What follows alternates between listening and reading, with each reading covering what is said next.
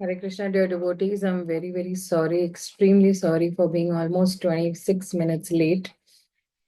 So, actually, I rushed from the temple and I came.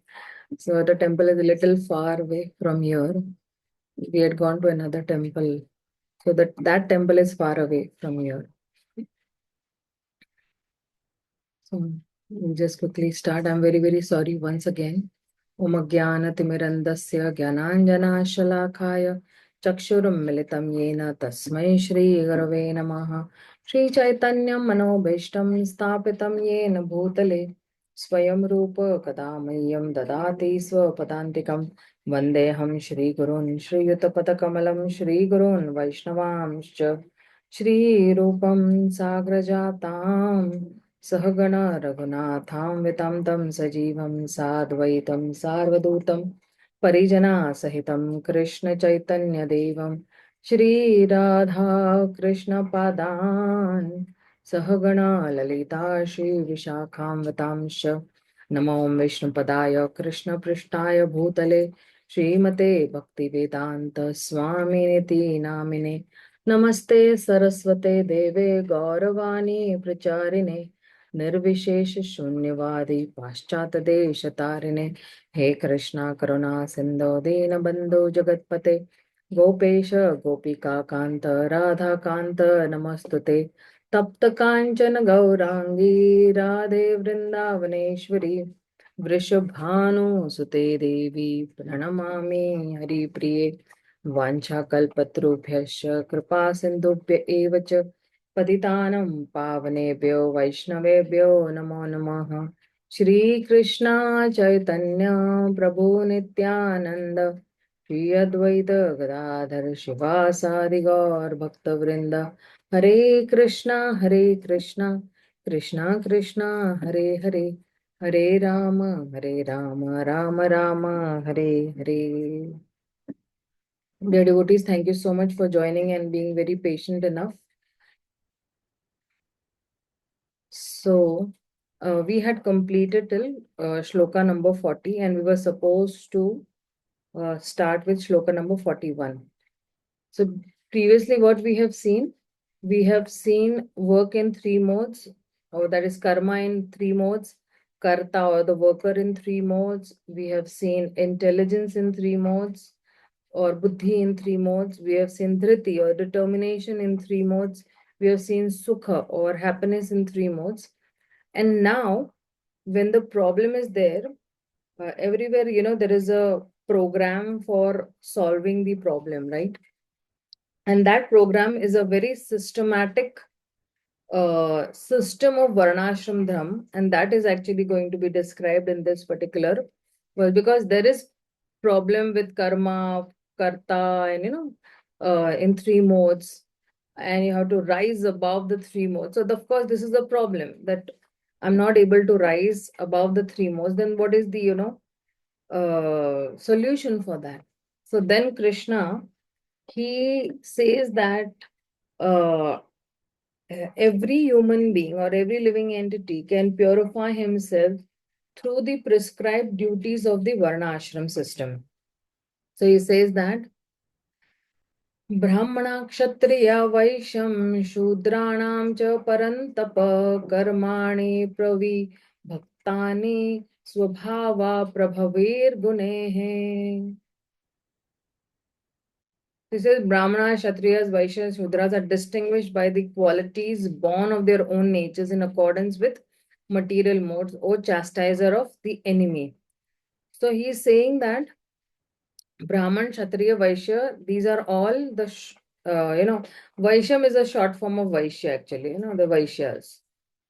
So, and Shudranam cha Parantapaha. So, O conqueror, uh, O great conqueror, to conquer these modes, you will have to be a part of this Varnashram system. And this Varnashram system, Krishna says that is the most systematic system. Why? Because it has been created by Krishna himself. And anything that is being created by Krishna is always very perfect. There is no glitch in that creation. right? So the way to come out of this materialism is to practice spiritual life in a very structured way without this structural arrangement. The individual endeavor is like, quite, a very steep uphill, you can say. It is like a tedious task climbing up the hill. Like, but we can see that the Varna has four human types and not as the caste. So people of these four types will always be there in the society. The four Varnas and the four ashramas. Okay. And each type will be performing certain roles as per their Varna to make some spiritual advancement, right? So when I say Varna means Brahman, Kshatriya, Vaishya, and Shudra. He's talking about right now Varna. Okay. And Krishna will talk about how this Varna through karma takes one to the spiritual level. But first, he will talk about what are the expected qualities from a person in a particular Varna. For example, what are the qualities of a Brahmana? What are the qualities of a Kshatriya, Vaishya, and Shudra? So, people with these karma tendencies are there in human societies, and or for example, the proficiency to earn money, or the proficiency to manage, or to delegate, and see. So one will be satisfied in doing a job as per his own propensity or job satisfaction. But just acting as per one's propensity does not lead naturally, playing the role in varnashram.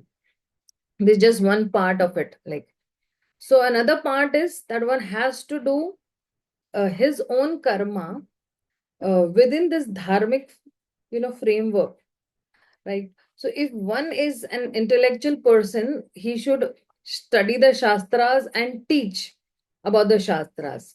So when a dharmic framework is there for one to perform his prescribed duty, then that will lead to an elevation. So if I'm a Kshatriya, then I will fight, I will protect the citizens, I will go on the border and fight, right? And if I'm a Brahmana, then I will patana patana, I will study and I will teach. First, I will study, then I will teach, because without realization, a person cannot teach anything. What will he be able to teach? And even if he is teaching, then there will be only information given, but no transformation as such. So this is what he is saying over here, that the four social orders, varnas, and these are their qualities. So next he says, now from the 42nd verse onwards will be the description of the four varnas, the brahmanas, the kshatriyas, the vaishyas. Okay. The next he says is, this is very interesting because Prabhupada wanted all of us to become first class brahmanas. It is Prabhupada's desire that every member of the ISKCON society become a brahmana. Pathana Pathana Jajeta. So he studies and he actually teaches also. And that's how the brahmanas are the head of the society. Imagine a body without the head, right? So it's a main part of the body. So the brahmanas are the main part of the society. If there are no brahmanas, the society will go into a havoc state. This is what Krishna is trying to say. So Krishna says, Samodamastapasaucham Kshantir Arjavam Evacha Jnanam Vijnanam Astikyam Brahma Karma Swabhavajan. He says, so these are the qualities of the Brahmanas. Krishna says that peacefulness, self-control, austerity, purity, tolerance, honesty, knowledge, wisdom, religiousness. These are the natural qualities by which the Brahmanas work. Now see, these qualities are inbuilt, swabhaviki aata hai. If somebody is studying and somebody is teaching, then that person will be very naturally, he will have these qualities, right? So even if somebody does not have, like for example, Prabhupada says that, everybody born is a Shudra. But as and when I cultivate these qualities, and as and when I practice Krishna consciousness, these qualities I will be able to automatically imbibe. These are skills, and skills can be taught and can be imbibed also. So when he says that samo damo tapa shaucham, so Krishna is listing over here. You can say 4 plus 2 plus 3 is equal to 9. 9 qualities are there, right? So he's saying that the Brahma Karma Swabhavajam, over here he's saying that these are born of his own nature, right? So for a person who has to do, Brahmana Karma, these qualities are important. And what are these qualities? It is very interesting then when Krishna talks about these qualities, and there is no mention of bhakti over here.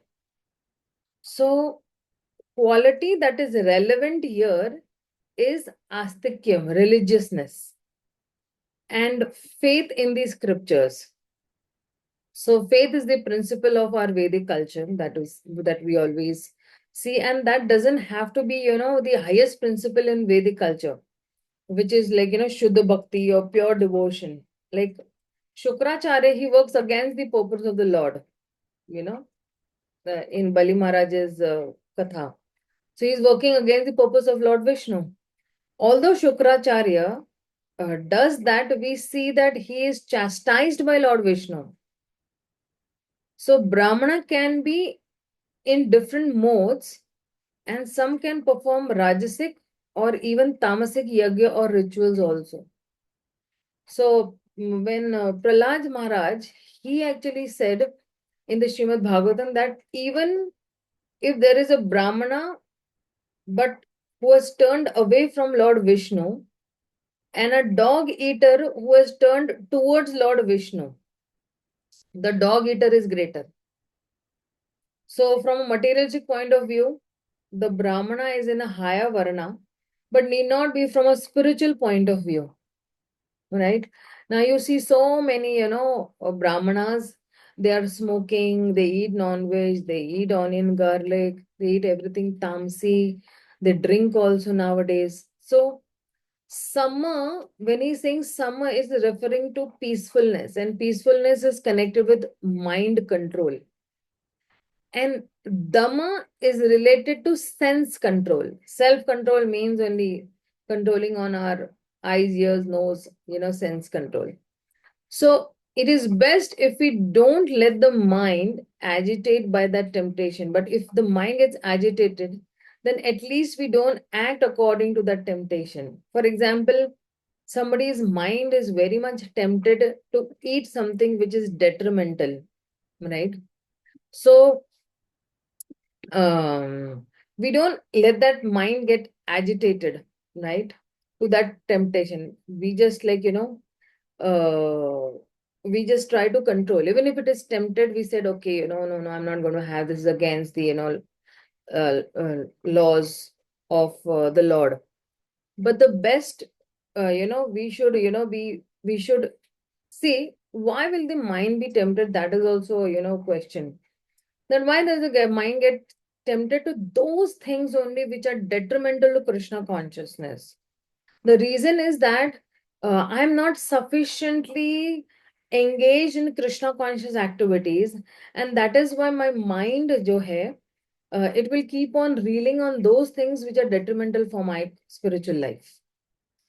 So if I'm completely busy in Krishna consciousness, then my mind will not trouble me.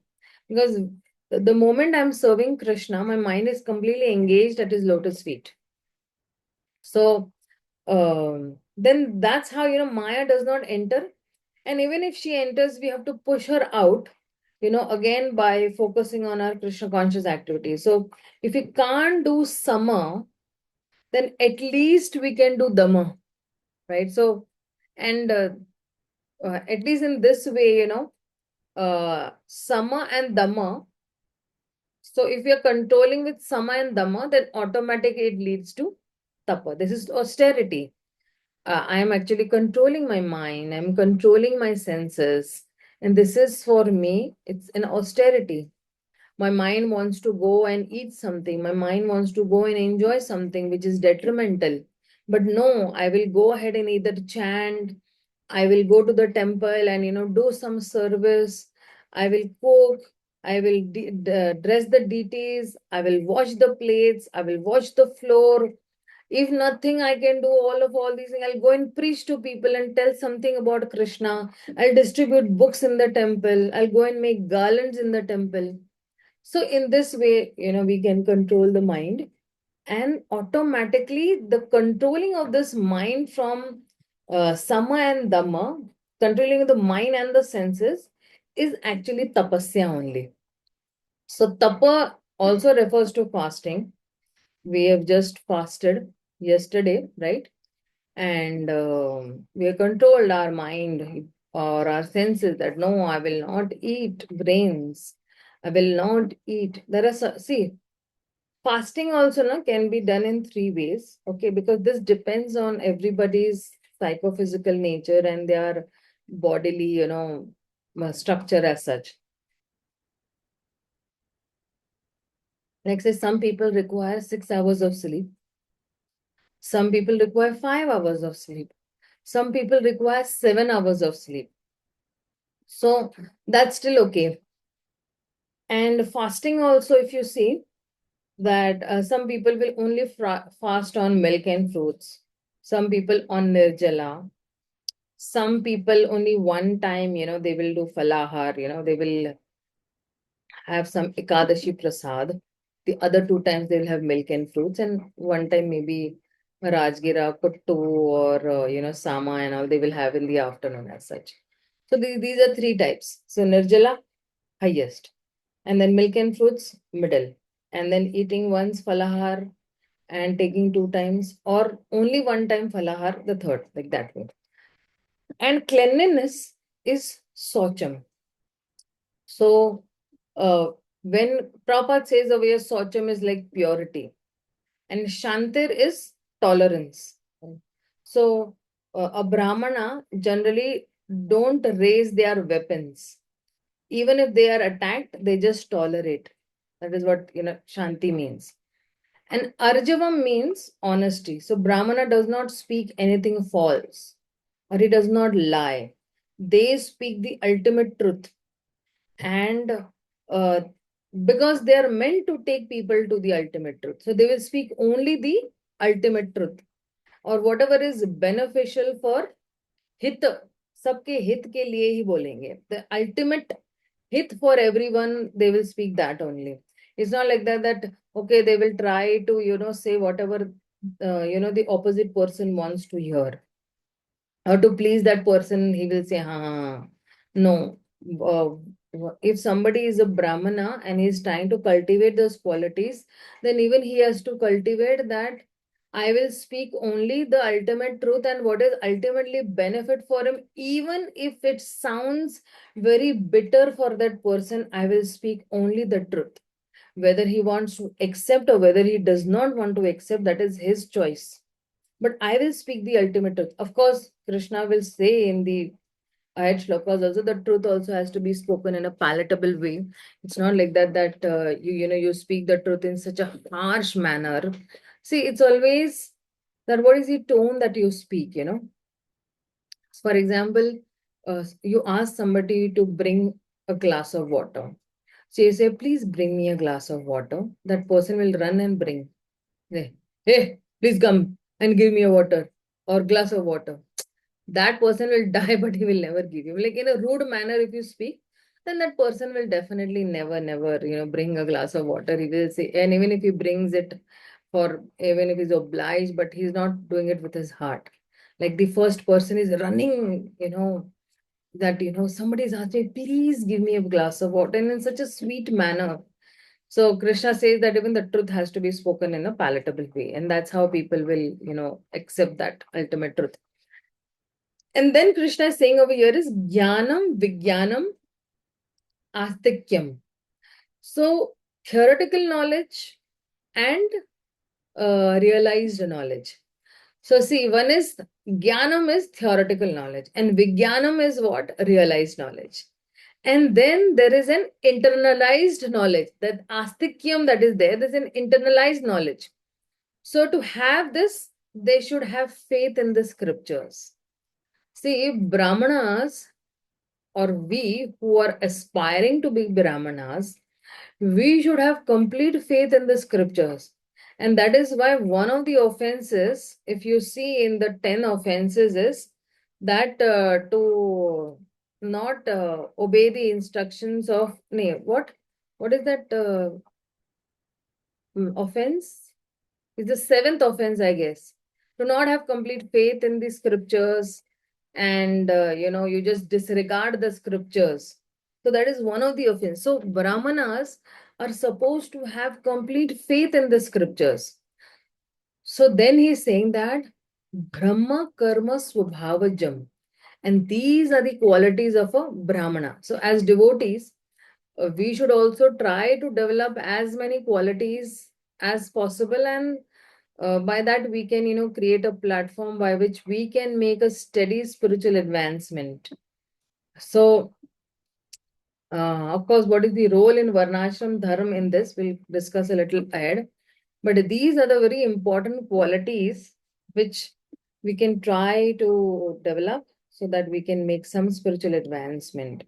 Because see, if you see, mind control, sense control, and that is leading us to austerity. And purity of the mind, tolerance, honesty, speaking the ultimate truth. And when we are studying, see, when he says jnanam, so this is theoretical knowledge. Currently, you're taking some theory knowledge from me. But as soon as this theory knowledge taken, and or even when we're sitting in a Bhagavatam class, okay?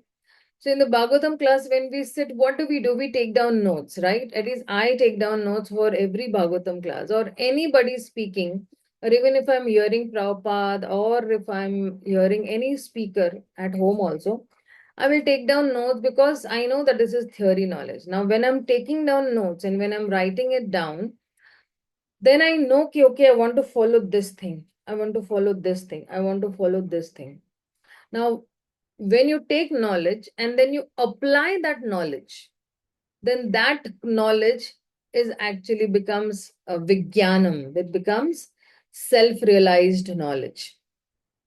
And then that only knowledge, you internalize it more and more through the religious principles, in the realm of the religious principles. Then that is called internalized knowledge.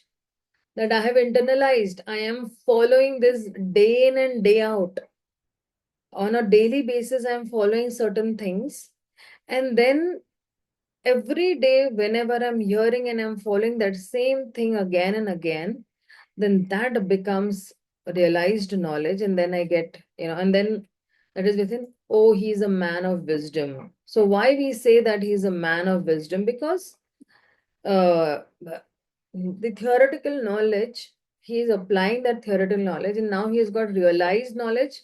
With that realized knowledge, he's internalizing it again and again and again on a daily basis.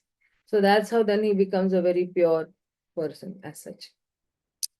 Okay, let's go to the next slok. Okay, Krishna will now speak about the qualities of a Kshatriya.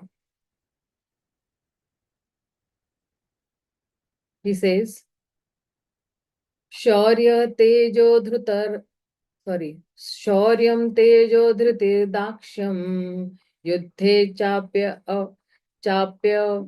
पलायनम दानम ईश्वरम भावश्च क्षात्रम कर्म स्वभावजम.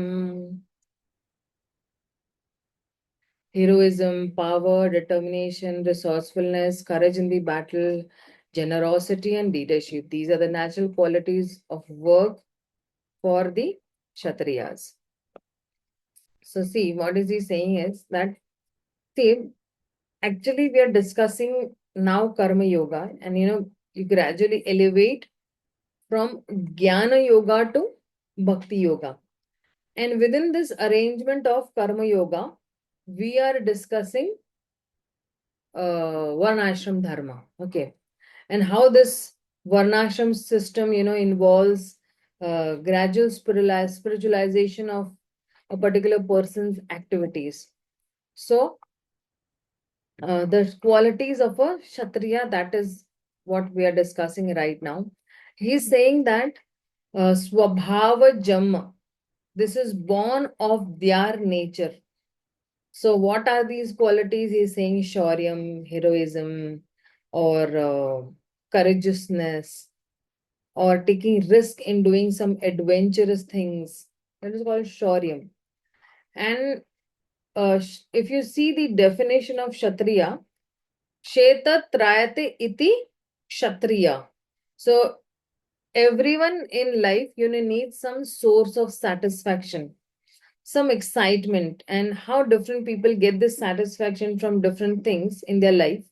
Those who are like Brahmanically inclined, they get it by studying new books, right? Understanding new concepts, learning new things, in terms of doing things which gives them some intellectually titillation and sense gratification. And similarly, even the Kshatriyas over here, they also have adventure. Like another quality is like Yuddhe Chapi, they like to do Yuddha and, Chapi Apalayanam, and not fleeing, like a coward, right? So different people have their different sources of stimulus, and we need to understand these stimulus are not in terms of right and wrong. We can say some are material and some are spiritual.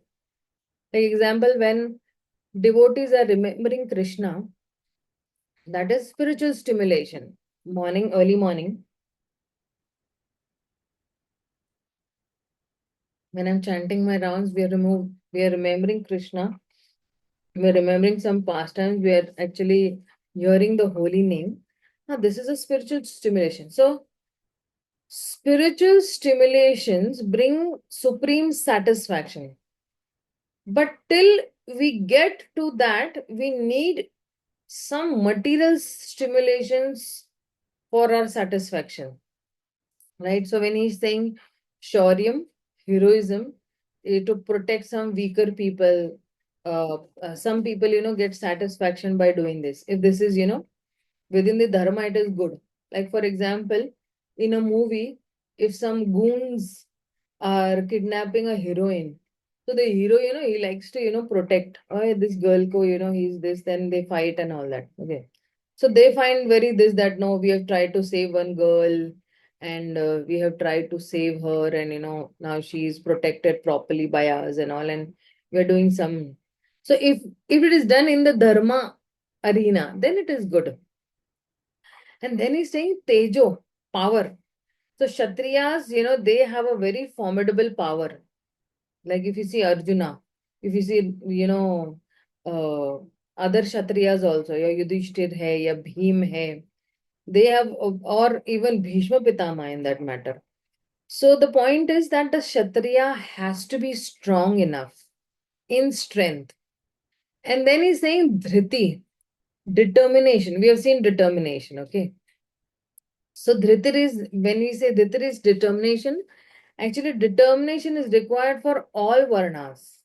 Even a Brahmana requires determination to get up early in the morning and, study Shastras, to meditate, and to control his senses, to control his mind. Even Brahmana requires, right? But especially in this world, to get things done is not very easy. So Kshatriyas are meant not only to do things, but to even get things done. If somebody is not doing it, how, they can do, how can they can get those things done? So then when I say that, Ishvara Bhava, right? So the Brahmanas deal with ideas, concepts, or principles. Kshatriyas deal with people. Okay. And then there are Vaishyas also. So Vaishyas deal with animals, and Shudras deal with things. Of course, this is not something very, compulsory or a watertight division. Everyone has to deal with everyone else with, even Kshatriyas deal with ideas and Shudras also deal with people. But the point is, primarily the focus is on these things between Brahmanas and Kshatriyas. And then he's talking about Danam Ishwara Bhava cha. Ishwara Bhavas means, okay, it can be seen as that Ishwar Bhav that, I have a leadership, and this can be taken in a negative connotation also. But generally, our understanding is that this idea keeps us in this material world to lord it over the material nature. That is called Ishwar Bhav. But here Krishna is uh, talking about it in more or less positive light, or in a positive way. He's talking about qualities in each varna in a desirable sense, that people will cultivate these qualities, or people could cultivate these qualities. And then he's saying that Kshatriya should be having Ishvara Bhava.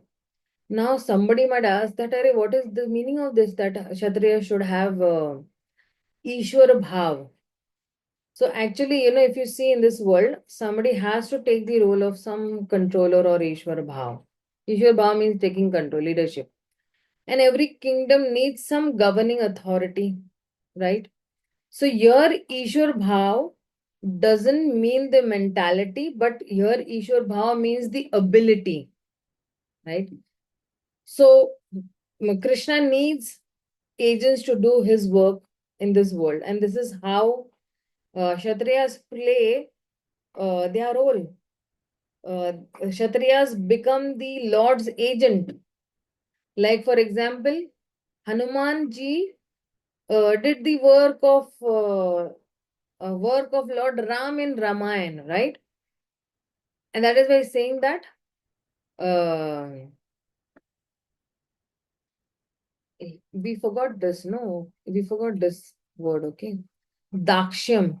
So when he's saying Dakshyam means expertise, or you can say resourcefulness, right? So he's saying that very expertly they do these things. And then he's saying that Yuddhe cha api apalayanam means what? They never run away. Uh, Example, in a war, either they will win or they will die. Because they know, even if I die, I will get heavenly planets. I'll go to the heavenly planets. So I'm not at a loss. So I will die like a war. I would prefer to die like a warrior than die like a coward. And this is what even Krishna is telling Arjuna. That why do you want to run away from the war? He does not want to fight. He wants to escape war. So then he's saying that Danam Ishwara Bhavascha. So Dan is a very important function, or you can say very important for the Kshatriyas. Or you can say that this Danam is for anyone, anybody who's a householder also. It's very important for us to actually give dan, or be generous enough. In the 16th chapter also, Krishna spoke about dan as godly qualities. And so Kshatriyas, they collect taxes and build, some national treasure, and they give it to those who are in need.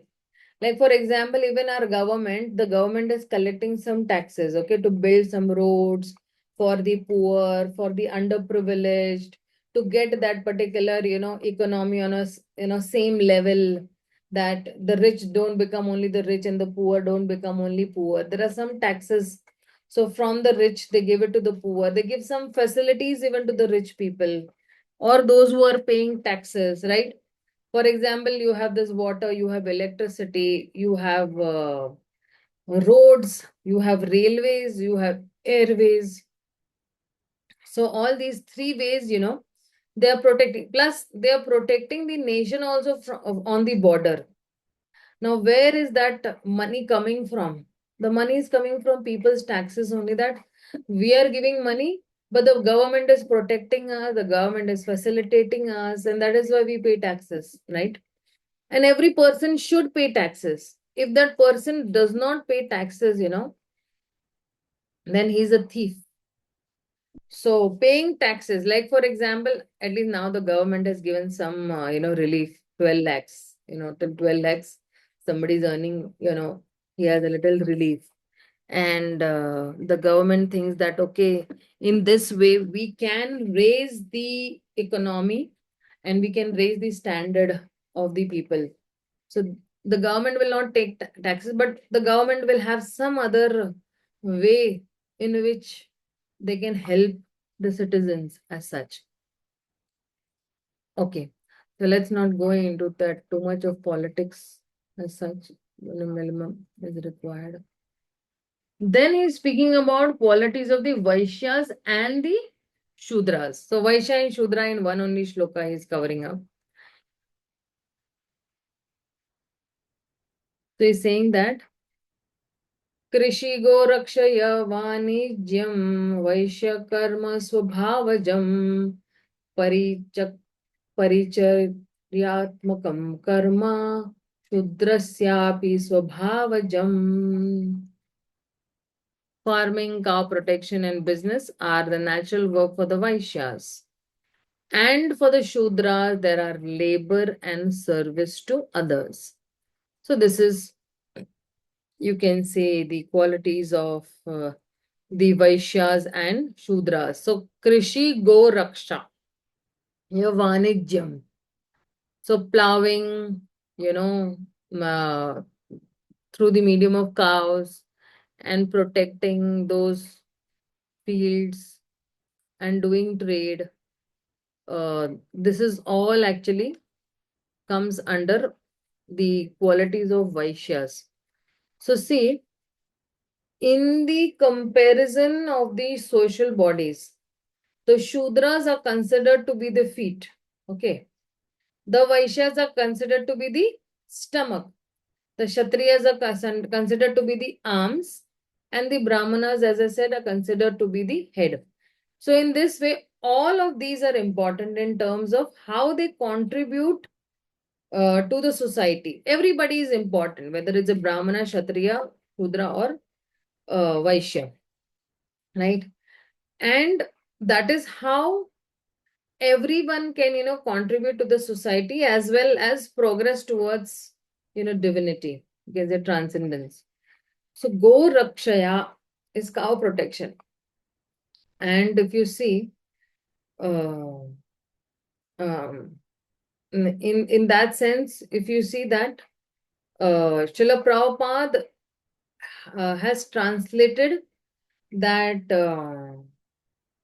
see one of the I remember one of the Bhagavad Gita translators, he translated this as cattle rearing, and Prabhupada did not agree to this, because uh, when cattle rearing is done, then the cattle is finally slaughtered.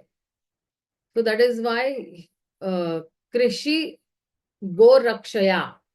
So then he's saying protection of these cows is the duty of the Vaishya. So in general, in any financial investment also, if we are not giving some good return, it is very natural to abandon that investment.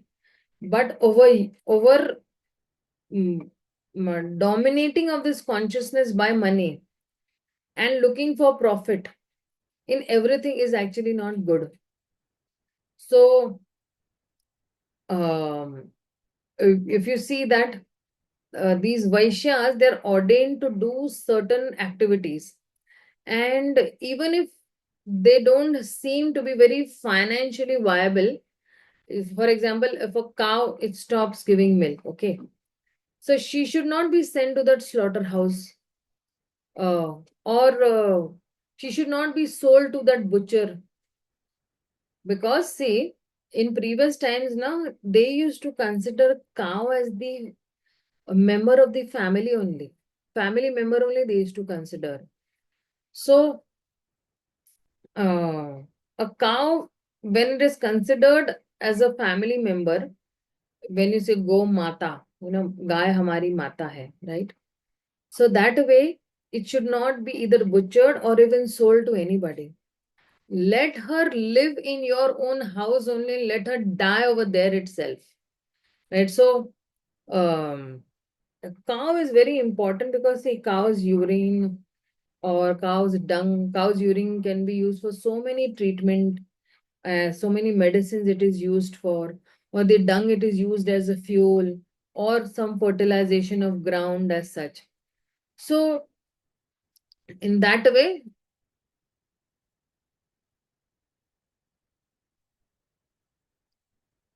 even if she has stopped giving milk, the urine and the dung is still useful. Then why abandon her? Why sell her? Why get her, butchered by somebody?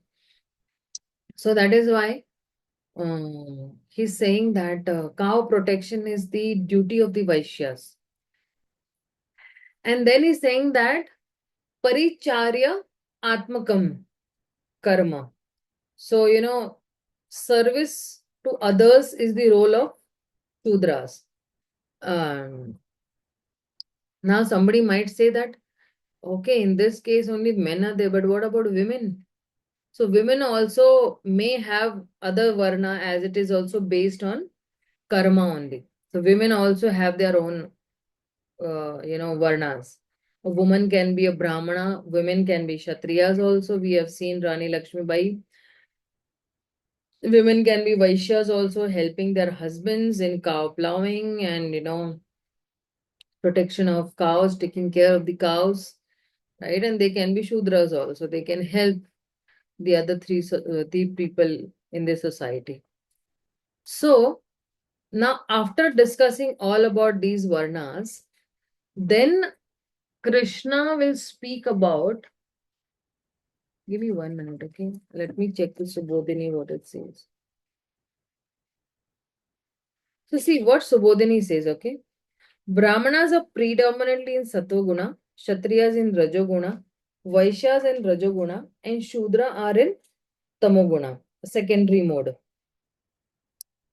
So Rajogun and Tamogun are in secondary mode, and Satoguna is primary mode. And then let's go to the 45th shloka. And then Krishna speaks about, why it is important to stick to one's prescribed duty. So he says that in this 45th shloka, स्वे स्वे कर्माणि अभिरातः संसिद्धिं लभते नरः स्वकर्म निरतः सिद्धि यथा विदन्ति तच्छृणुः. He says by following his qualities of work, every man can become perfect. Now please hear from me how this can be done. Okay, everyone can become perfect by doing his own duties and worshipping the Lord, that way. So he's saying, Sve Sve Karmani Abhiratah, by doing one's own karma. And Abhirata means following or to be engaged in your own karma, right? Ratah, Abhiratah means to be absorbed. Na? And Sve Sve means by one's own karmas. So it is, this previous three verses, it is in continuation with the Brahmanas, the Vaishyas, the Kshatriyas and Shudras. So whatever one's karma is, one will be acting according to that particular karma. And that is why he's saying that some siddhim labhate naraha. A human being can attain perfection when one is doing his own karmas properly. And swakarma nirataha siddhim. While he is engaged in one's karma, he'll get perfection. He'll get siddhi. Yatha vindanti tat shrunuhu. And how one can attain this, okay? How one can become perfect Then he's saying, now you hear from me. So, this verse or the implication of this verse is very, very important or very significant. Because see, Varna ashram can be of different types. Srila Bhakti Vinod Thakur and Srila Bhakti Siddhanta Thakur have explained that there is Vedic Varna ashram also by nature, or there is Asuri Varna ashram also by body or by birth. So, and there is Devi Varna ashram. Devi Varna ashram is to serve Krishna as per your Varna and you get liberated from that Varna, itself. So, elevation of Varna to Brahmana is not really required. This is what he's saying. So, Vedic Varnashram was based on birth. But in general, in the past, the birth would be more and less compatible with the nature, with the Swabhava, because a Brahmana and a Brahmani, both as parents, will attract a Brahmana soul only who's inclined towards Brahmanism, or who is Brahmanically inclined soul only as their child. But in the past, there are various references that even from a parent of one Varna, the child is born of a different Varna or nature. So he will do different work. Like, for example, there is a story of this Satyakama Jabli, whose son has gone to take a lesson to Gautam Rishi. And when the Rishi asked him about his father, he has in turn asked his mother. And the mother said, I was a maid servant and I don't know the child. Uh, I don't know, this where the father went. So, and this child went and told the same thing to Gautam Rishi. And he said that you are a Brahmana because you have truthfulness as your quality in you. So immediately Gautam Rishi was able to identify whether the child was a Kshatriya. Because if the child wanted to study, he could have said that, I am a Kshatriya's child or something. But he went and very honestly said that I do not know who your father is. So immediately Gautam Rishi sensed it that yes, he is the son of a Brahmana, because Brahmanas always speak the truth and the ultimate truth for the benefit of all. So he benefited himself also. This so this quality is very prevalent in determining the Varna of a child also, right? So for example, what is prevailing in India for a very long number of years or a good number of years is the Asuri Varnashram. The characteristics of Asura is like they delight at bodily level. All their pleasures are at body level. So the spiritual institution of this Varnashram, they reduce at bodily level. And one's body will determine one's Varna. And the higher caste take the power and then the privilege. And instead of, cooperating for the social body, they exploit even the lower caste for their own selfish purposes, the Shudras. And, this whole thing has taken such an ugly shape over here that oh,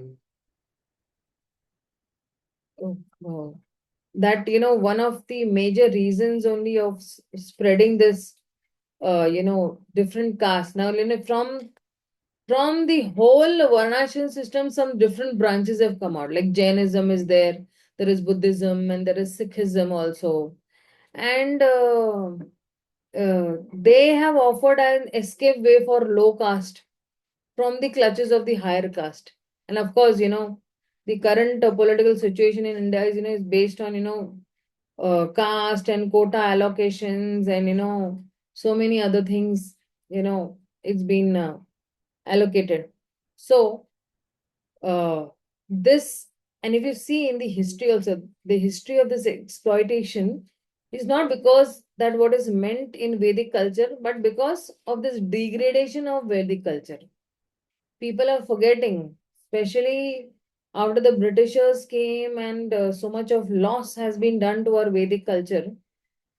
And that is why people don't only know what is Daivi Varnashram, Devi Varnashram is on the idea that everybody is meant to serve Krishna.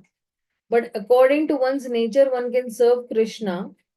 So normally in a Vedic Varnashram, the progress is linear. That a Shudra, after progressing will become a Vaishya, and then a Kshatriya, then Brahmana, and then, he'll be liberated. Like, say, if I'm born a Shudra, if I serve the other three, then I will become a Vaishya in the next birth. Sorry, yeah, a Vaishya in the next birth. Then if I follow my Vaishya duties properly, then I become a Kshatriya in the next birth. And then if I follow my Kshatriya duties properly, then I become a Brahmana in the next birth, like that. And then I'll become liberated. But in Daivi Varnashram, the progress is not linear, but it is vertical, straight. So whatever Varna a person is in, if that person devotes himself to Krishna, then he can attain liberation directly from that Varna.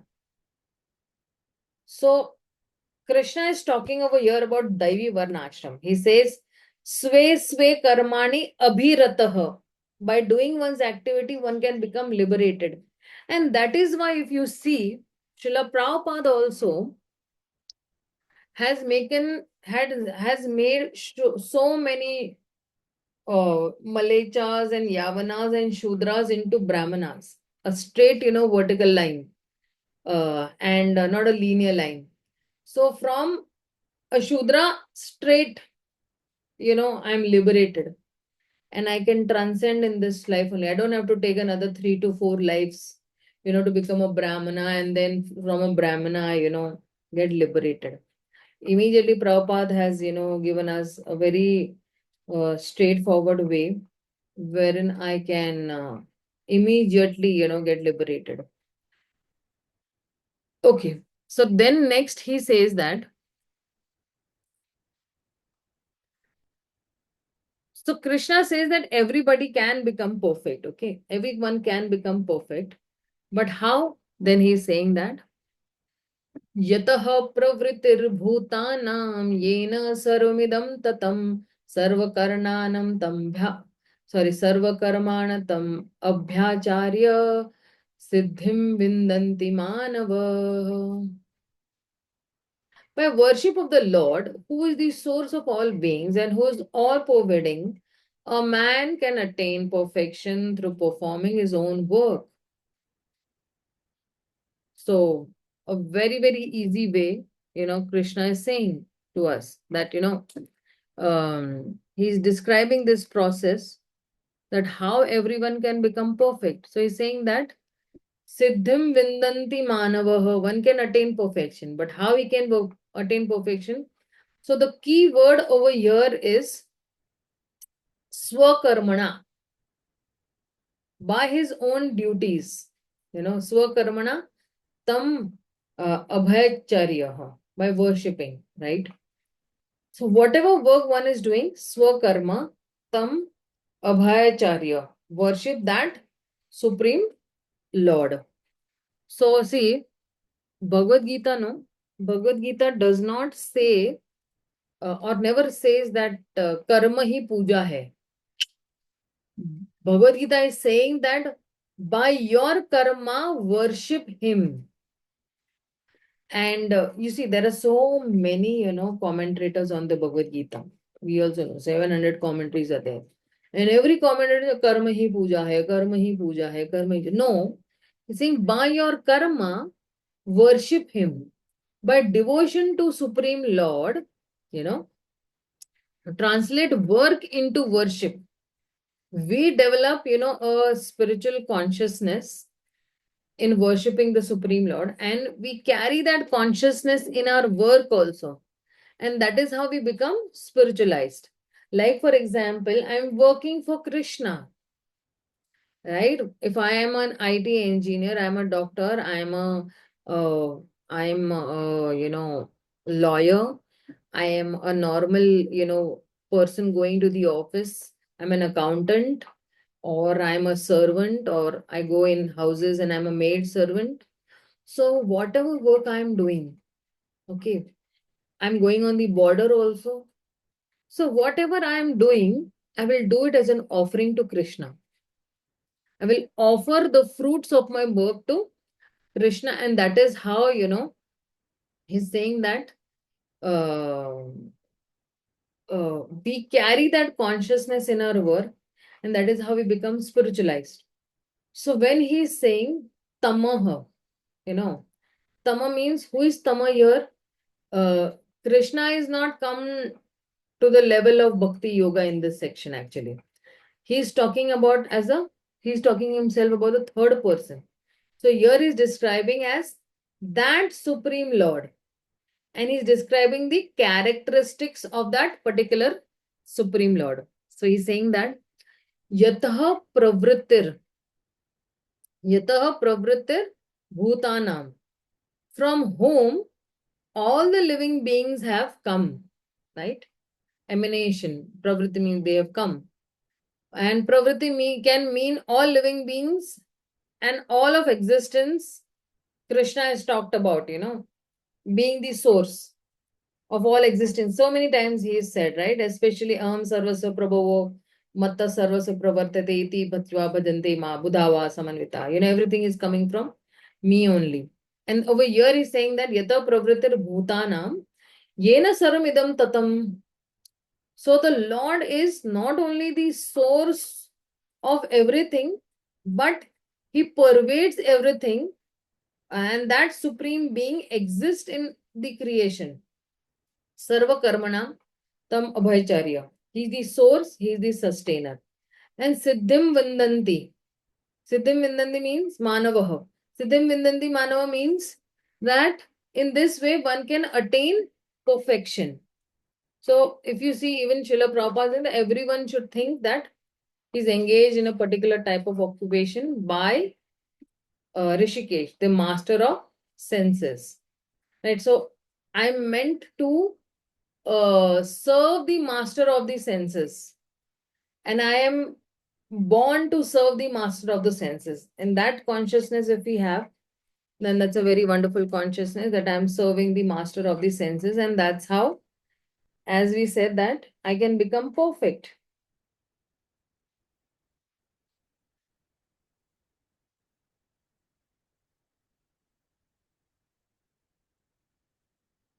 See what Srila Prabhupada also says over here.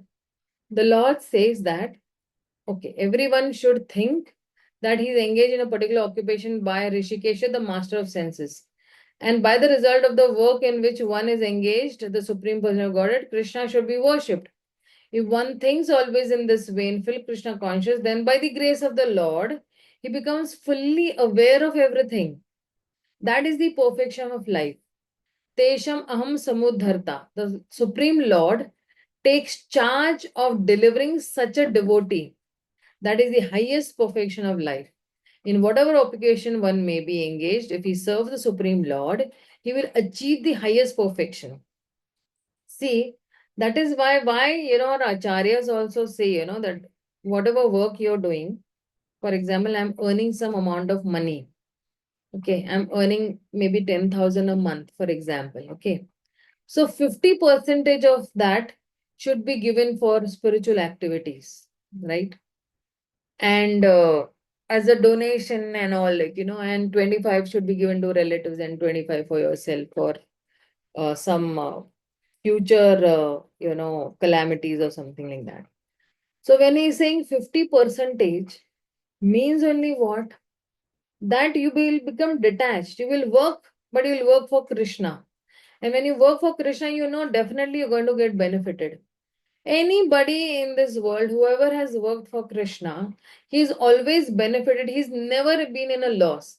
A businessman might think that, oh, I'm earning 10 crores a month and 5 crores I have to give it to, Krishna. It's such a too much. So then for such people, how can slowly, you can just give me 1 minute. Okay. There is somebody on the door and I'm alone. Just give me one.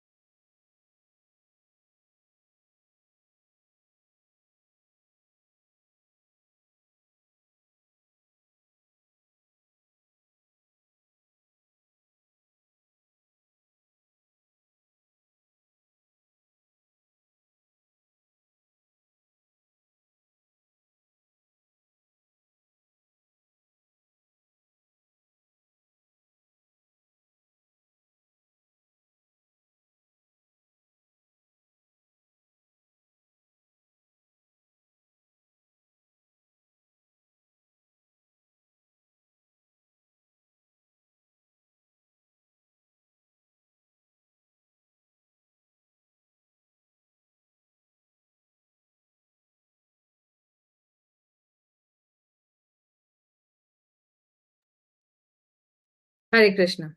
So where was I? I just forgot. Anybody could just help me?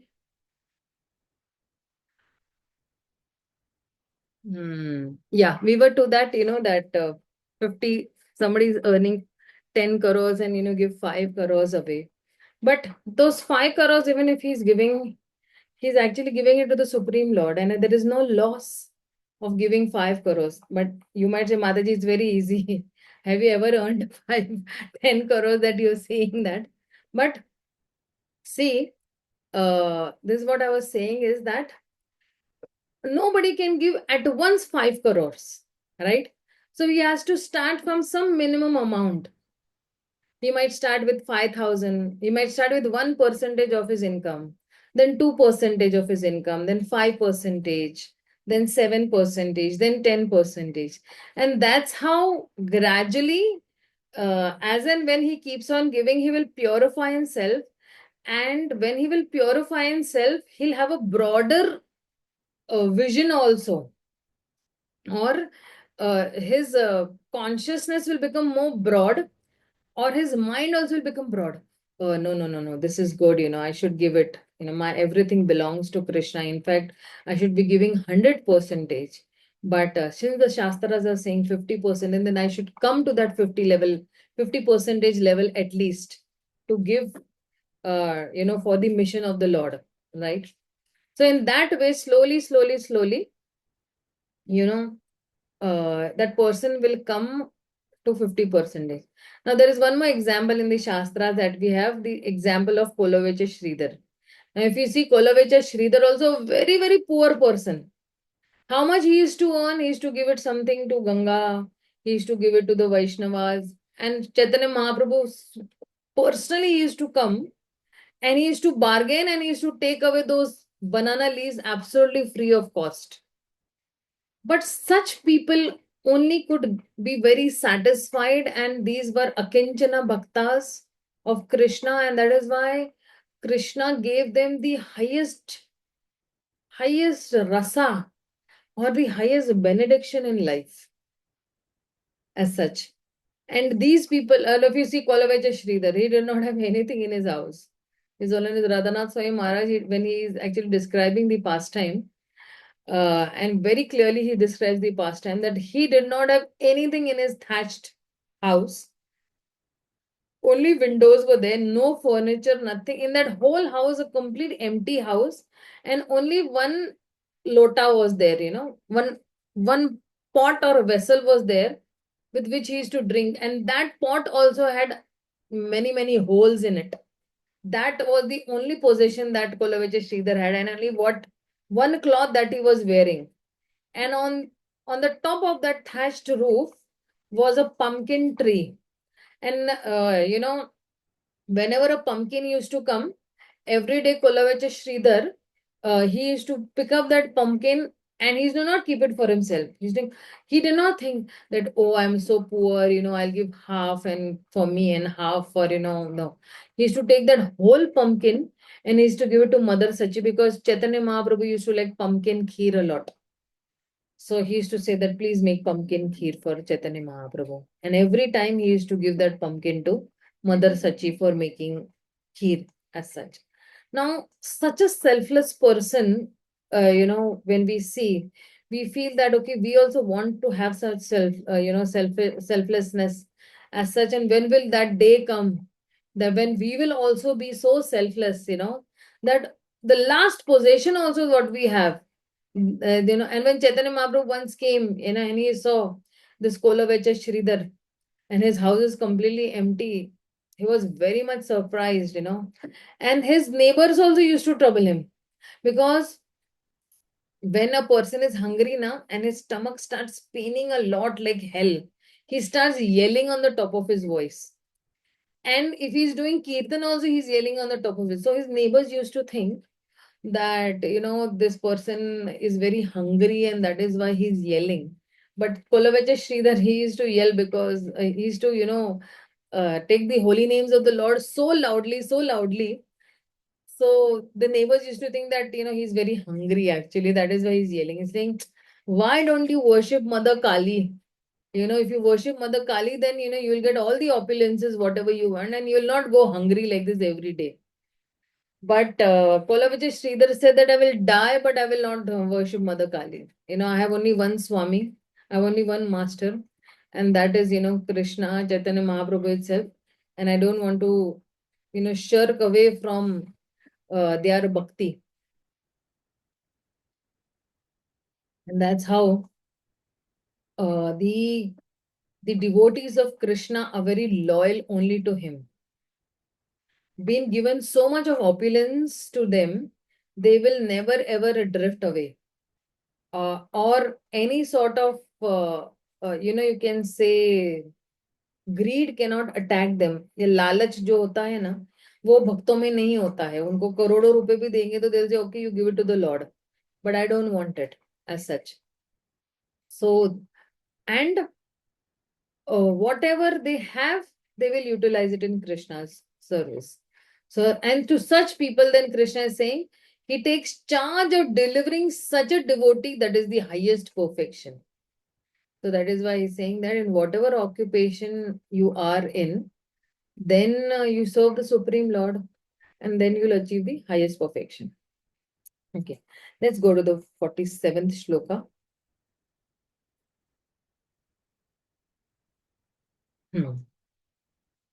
So then he's saying,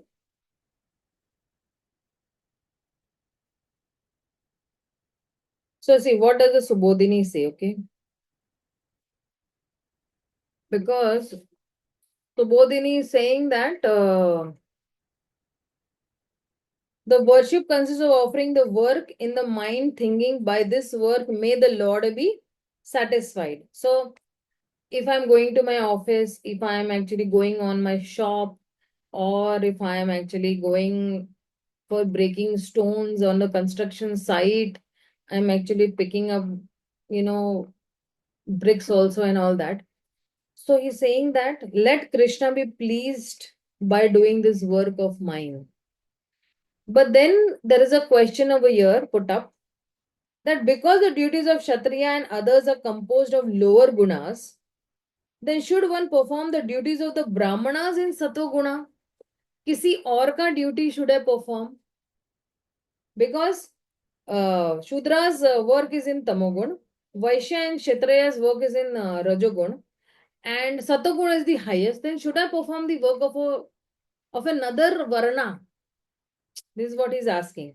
So then Krishna is saying that in this shloka, he's saying that Shreyans धर्मो विगुणः परधर्मा स्वनुष्ठितात् स्वभाव नित्यं कर्म कुर्वन्नाप्नोति किल्बिषम्.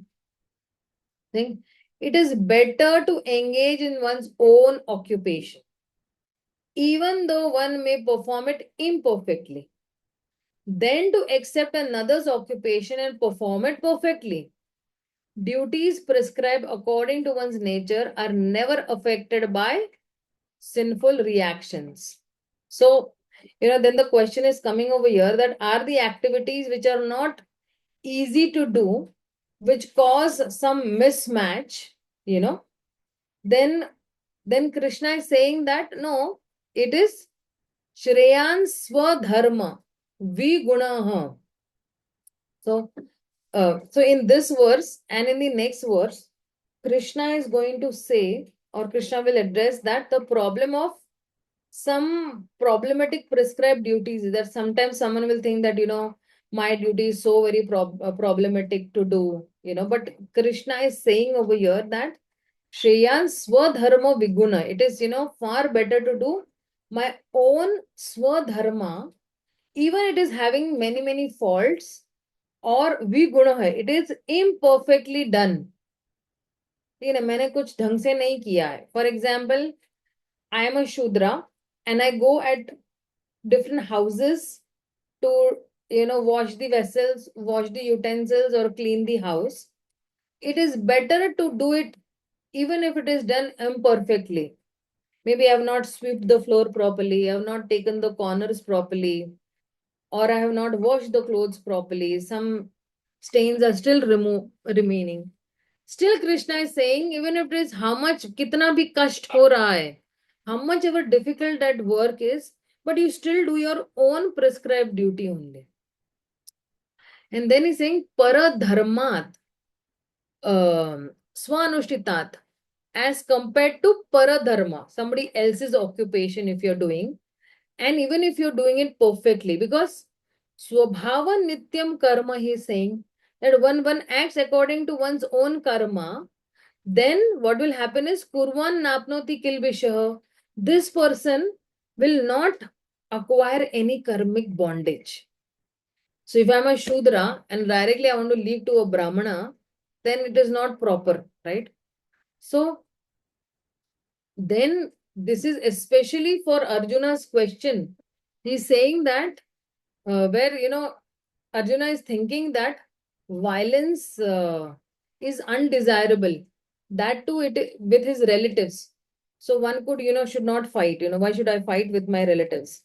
This is what Arjuna is saying. So Krishna is saying that tolerance and forgiveness are the qualities of a Brahmana, in contrast to, what he had said, in contrast to the qualities of Kshatriya, Yuddhe Chapya, when he said. So, Arjuna, you cannot run away from the battlefield. You have to fight because you are a Kshatriya. You have to do your own prescribed duties. And so he's saying that Vigunaha, even if it appears imperfectly done, even if it appears faulty, you will become purified by doing your prescribed duty. So it is like that, for example, you can say that in a hospital where there are different patients are there and they are giving, some different customized medicines. So one has to take one's own medicine. One cannot take somebody else's medicine and think that, others' medicine is more, sweet and palatable and, than my medicine. So let me take his sweet medicine and give my bitter medicine to him. And then if I take his medicine, I'll be cured. And if he takes my medicine, he will be cured. So that does not work like, that way. So the Kshatriya dharma may involve killing, but that killing is essentially for maintaining law and order, and that is also required sometimes. So one should accept that. This is what Krishna is advising Arjuna. Okay. So let's see the next. Prabhupada is also saying this only, that he has to fight with the other party, and if such fighting is performed for the sake of Krishna, then there is no fear of degradation at all. In business also, sometimes a merchant has to tell so many lies to make profit. If he does not do so, there can be no profit. Sometimes one says, oh dear, my dear customer, for you I am making no profit. But one should know that without profit, the merchant cannot exist only. He has to wind up his dukan and move off, right? Therefore, it should be taken as a simple lie if a merchant says that he's not making any profit. But the merchant should not think that because he's engaged in an occupation in which the telling of lies is compulsory, he should give up his profession and pursue the profession of a Brahmana. This is not recommended. Whether one is a Kshatriya, Vaishya, Shudra does not matter if he serves by his work the Supreme Lord. Even Brahmanas who perform different types of sacrifice sometimes must kill animals because sometimes animals are sacrificed in such ceremonies. See, when this animal is sacrificed, no, in that ceremony, that animal goes to heavenly planet, okay? That animal does not come back as an animal only. And it is for the betterment of that animal. So, he is being given a higher position in the, what do you say, in the heavenly planets. Similarly, for Kshatriya engaged in his own occupation, kills an enemy, there is no sin incurred. In the third chapter, these matters have been clearly elaborately explained. Every man should work for the purpose of Yajna or Vishnu, the Supreme Personality of Godhead. Anything done for personal sense gratification is a cause of bondage. The conclusion is that everyone should be engaged according to the particular mode of nature he is acquired, and he should decide to work only to serve the supreme cause of the Supreme Lord. Okay. So then ahead, what Krishna is saying is that whatever endeavors you're doing will have some faults.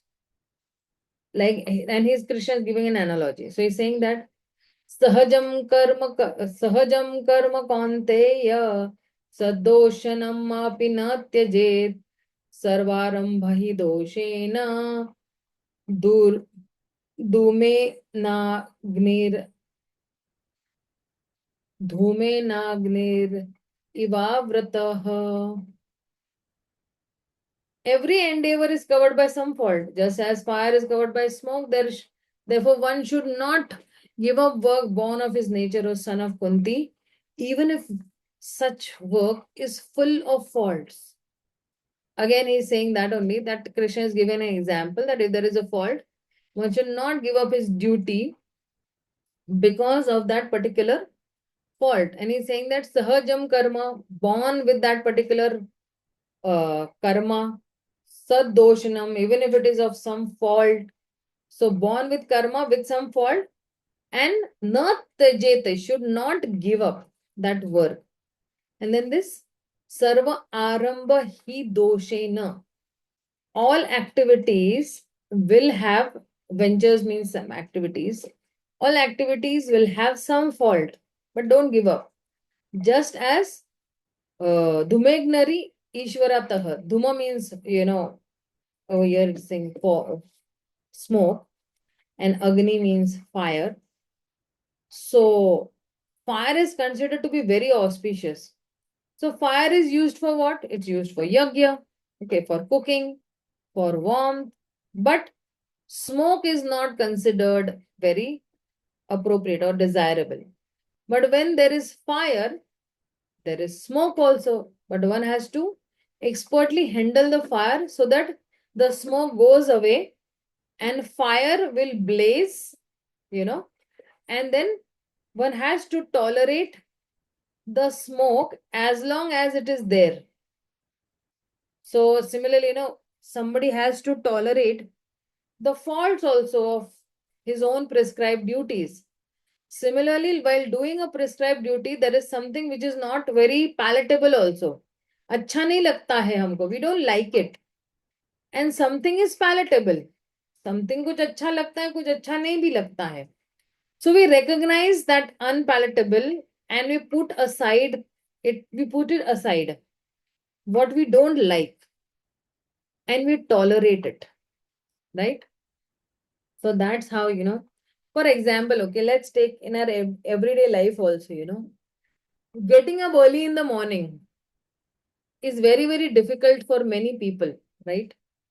Those who practice it, over the period of years, getting up early in the morning is very swabhaviki, means very easily they are able to wake up even without an alarm. But for those who have just come into Krishna consciousness, it's very difficult for them. And still if they do it, which is not very palatable for them, अच्छा नहीं लगता है, लेकिन फिर भी अगर करेंगे, तो then they are tolerating it. Getting up early in the morning is a big tolerance. Array, I have to get up early in the morning. But over a period of years, if you keep on doing the same activity, it becomes your second swabhava, or it is there into your samskaras. Samskara means what now? That one particular activity you do it on a daily basis. एक ही चीज रोज करते. For example, brushing our teeth is now into my samskara that as soon as you wake up, you brush your teeth. You have a bath, right? You wear clean clothes. That is into our samskaras now. So waking up early in the morning at 3 o'clock is also now into our samskaras. Chanting the Hare Krishna Maha Mantra daily 16 rounds into our samskaras. Reading Bhagavad Gita, Bhagavatam into our samskaras. Offering food to the Supreme Lord before taking anything into our mouth is actually into our samskaras, right? So these are samskaras which are on and on and on and on. When you do a particular activity, then you become purified as such. Okay, let's go to the next shloka.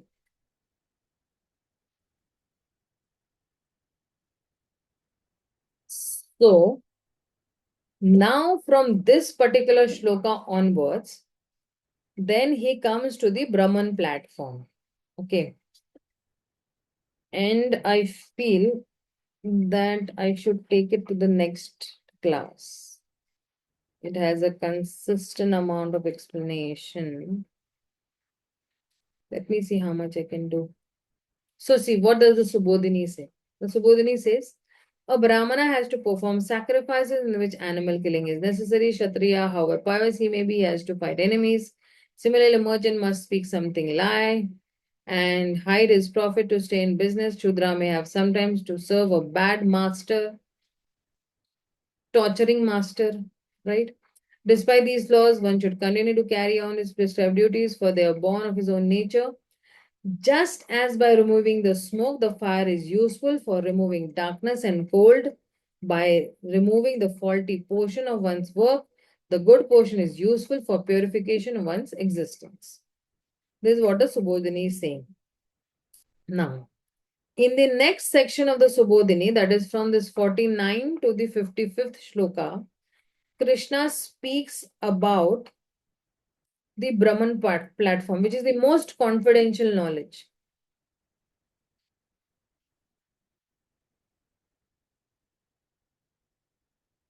Okay, we'll do 2 shlokas at least, because I logged in also a little late. We'll do 2 shlokas, okay? So in this 49th shloka, he's going to speak about what is the perfect stage, okay? And this section 49 to 54, what is he saying is that this section is describing the transition from reaction-free work through Jnana Yoga to the Brahman platform to the pure devotional platform. Okay. So if somebody is free from the reactions of his work through Jnana, then he attains the Brahman platform. And from the Brahman platform, he can reach the pure devotional level. Okay. The perfection of Jnana is to understand the nature of the self and its relationship with Krishna. Thus, Bhakti is the culmination of Jnana. Gyan जो है culminates into bhakti. So then he's saying that the first type of sannyasi gives up the doership mentality in work and attachment to the results of the work. When that sannyasi perfects his sadhana over a time, then he gives up the work completely. And this is called a yoga ruda stage. We have seen that in the 6th chapter. This is the second type of sannyas that Krishna mentions now. Okay. So in the previous also there is one more type. So this is the second type of sannyas which Krishna is speaking is, it is a perfect stage. So what is that perfect stage of sannyas? He's saying that asakta buddhi sarvatra jitatma vigata spriya naishkaryamya siddhim paramam sannyas sena adigachati. One who is self-controlled and unattached and who disregards all material enjoyments can obtain by practice of renunciation the highest perfect stage of freedom for reaction. So if you see Prabhupada is saying that real renunciation means that one should always think himself part and parcel of the Supreme Lord and therefore think that he has no right to enjoy the results of his work. Since he is a part and parcel of Lord Krishna, the results of his work must be enjoyed by Krishna. This is actually Krishna consciousness. The person acting in Krishna consciousness is a real sannyasi. Really sannyasi, one in the renounced order of life. By such mentality, one is satisfied because he is actually acting for the Supreme. Thus, he is not attached to anything material. He becomes accustomed to not taking pleasure in anything beyond the transcendental happiness derived from the service of the Lord. So he's not interested in material happiness. He's interested in spiritual happiness. A sannyasi is supposed to be freed from the reaction of his past activity, but a person who's in Krishna consciousness automatically attains this perfection without even accepting the so-called order of renunciation. This state of mind is called the yoga ruda or the perfectional stage of yoga. As confirmed in the 3rd chapter, Yastvam Atmaratir eva syat. One who is satisfied in himself has no fear of any kind of reaction from this activity, from his own activity. So see,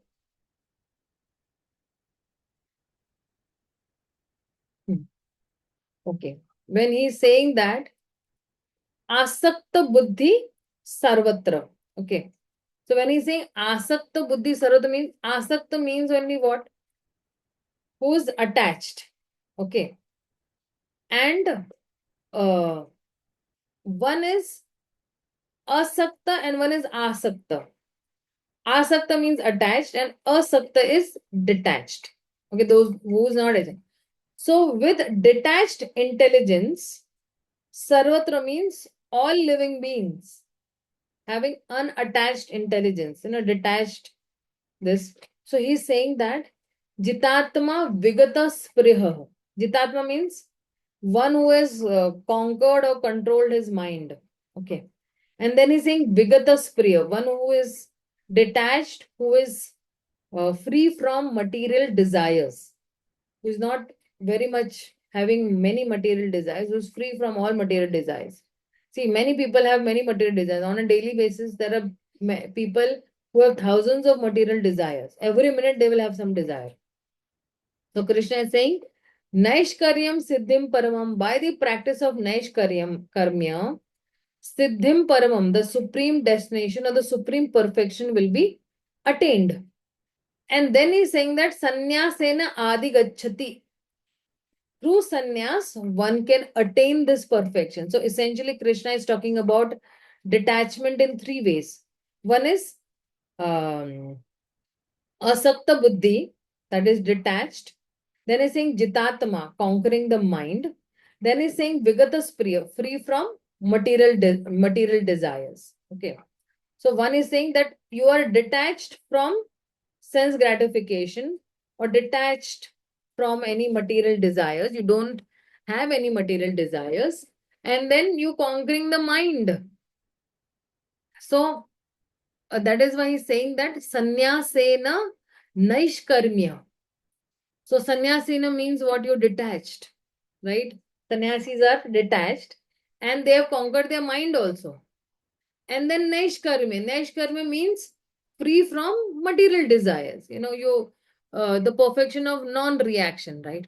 So till now, Krishna is talking about swakarma, or by the practice of one's own karma, you worship the Supreme Lord. But here it is taking to another level only. What is he saying that? Where he's talking about Naishkarmya, anyone or one does not need to practice karma here. One gives up karma, one gives up the action, and he lives with not just the spirit of renunciation while he's doing the action, but actually one renounces the action entirely. So this is also a valid path, talked in the Bhagavad Gita. He's saying asakta buddhi sarvatra. So idea is that this varnashram is creating a platform for divinity or for transcendence. And varnashram in itself is not always transcendental. Varnashram, if it is, what do you say, done for the satisfaction of the Lord, it is mentioned that even in the Bhagavatam, if you see, that atha pumbir dvijashreshta varnashram vibhajashah na swanushtastasya dharmasya samsiddhir haritoshanam. So, and even in the Vishnu Purana and many other places also, it is focusing on the devotion to Krishna or sansiddhim haritoshanam, to please the Supreme Lord. So when he is saying that Varnashram, so Varnashram is for the satisfaction of the Supreme Lord, Hari. And then he's saying that the purpose of Varnashram is that Varnashram, uh, what is that sloka?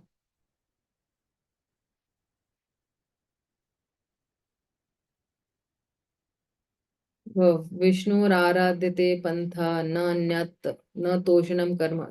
The starting I'm forgetting. So he's saying that na anyat ta toshan karmana. So no other karan, no other cause apart from, pleasing the Supreme Lord or worshipping the Supreme Lord. There should be no other reason.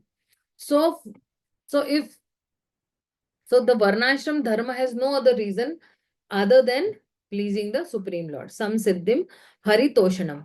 So, if one does Karma Yoga for the satisfaction of Krishna, that directly leads one to devotional service. Or if one is practicing Karma Yoga and then he renounces the world and he's practicing Jnana Yoga, and after Jnana Yoga, gradually he's coming to Bhakti Yoga, so that also is valid. Of course, that we'll be discussing over here. But so the practice of Varnashram is supportive to the practice of Bhakti. Varnashram itself is not Bhakti, and it never beats down also, or it does not suppress also the principles of Bhakti. So that is why Chaitanya Mahaprabhu also, he's made it very clear that when he subordinates Varnashram identity to Bhakti identity, he said that Naham Vipro na cha narapatir na api vaishya na shudro Naham Varni cha na grihapatir na Vaishnav yatirvah Kintu Prabodham Nikhala Paramananda uh, uh, Paramananda Puranam Tabhir Gopi Bhartur Pada Kamalyo Das Das Anu Dasah. Okay.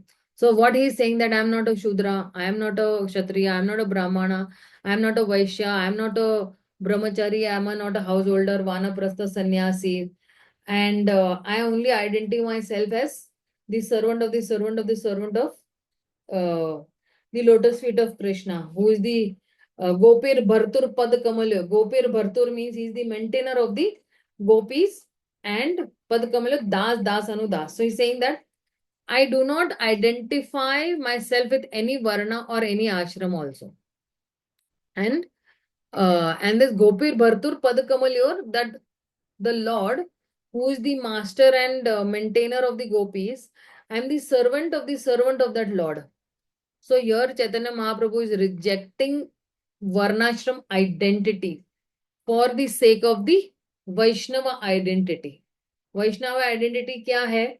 And that is why if you see in most of the lectures of His Holiness Radhanath Swami Maharaj, this particular shloka will definitely be there. That my ultimate goal is I want to become the servant of the servant of the servant of the servant of the servants in the spiritual world also, and this is my Vaishnava identity.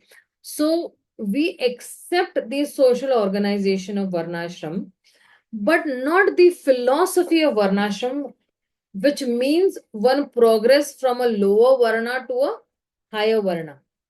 So Krishna will talk about, elevating potency of the bhakti also for anyone. But right now he's talking about the gradual process. But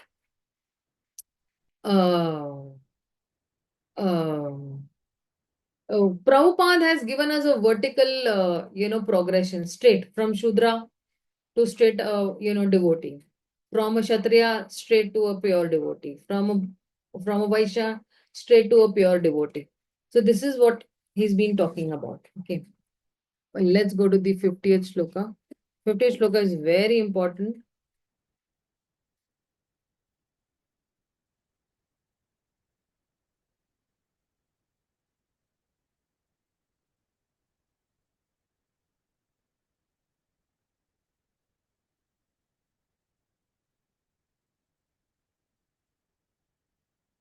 Okay.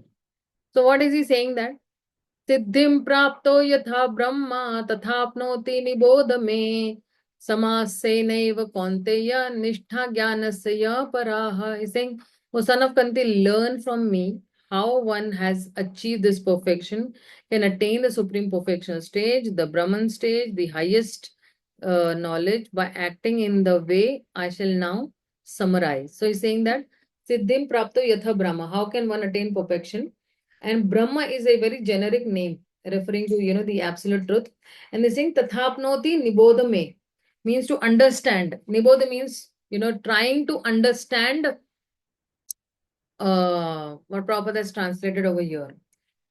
And then he's saying that Samasena evaha konteya. Then I will summarize everything, like, And then he's saying that Nishtha Jnana Sayah Paraha. Then he's saying that by the progress of Jnana, one can gradually rise to this transcendental knowledge.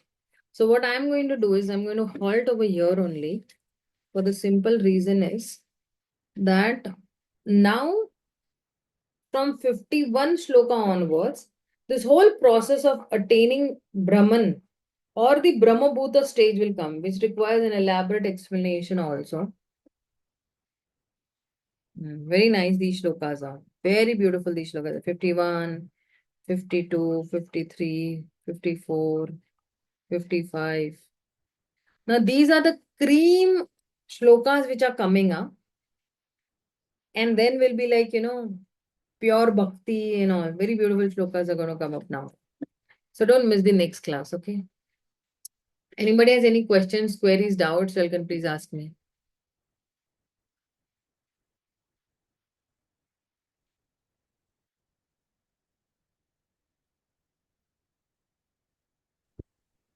Okay. Hare Krishna, Yeah, Danod Pranam Prabhuji. Yes, ask me. sorry, Mataji, it's midnight, 12:30 here. Oh, midnight 12:30. And still you are Last attending week, the class. Thank you so much, Prabhuji.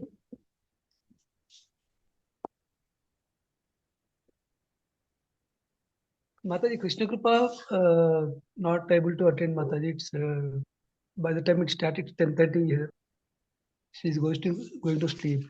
Yes, Prabhuji, 10:30. Anybody will go off to sleep, Prabhuji. Yeah. Next day she has to Date go of work also, no? I yeah, feel. yeah, June first week is the date of delivery, Mataji, for her. Ah, that's why, that's why. Let her take rest, Prabhuji. No problem, no problem. Class, she's taking YouTube. She's hearing, Mataji. Okay, okay, fine, fine. No problem. Problem, Prabhuji.